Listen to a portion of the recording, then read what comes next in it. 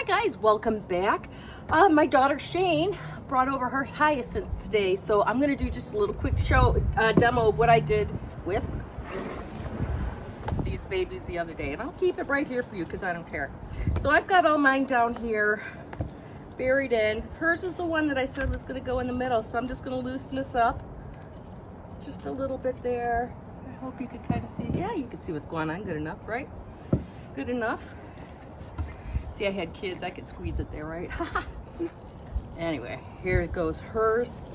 This should be pretty because my flowers are pink and the one that she got is white. So the white one is going to be in the center, surrounded by all the pink ones. So I'm curious to see what those look like in the spring, no? So, but this one's knocking over a little bit, so let's straighten him up. And I actually need to get some dirt in here because it's a little bit low. But I am not going to do that right now. I just want to get her flower planted in here also. You can kind of see, there it is. They're all in there now. 1, 2, 3, 4, 5. I'll put some more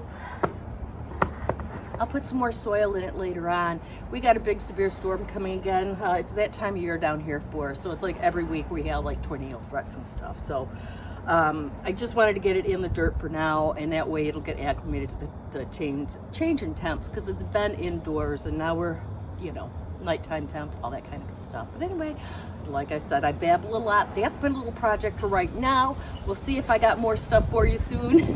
Bye guys.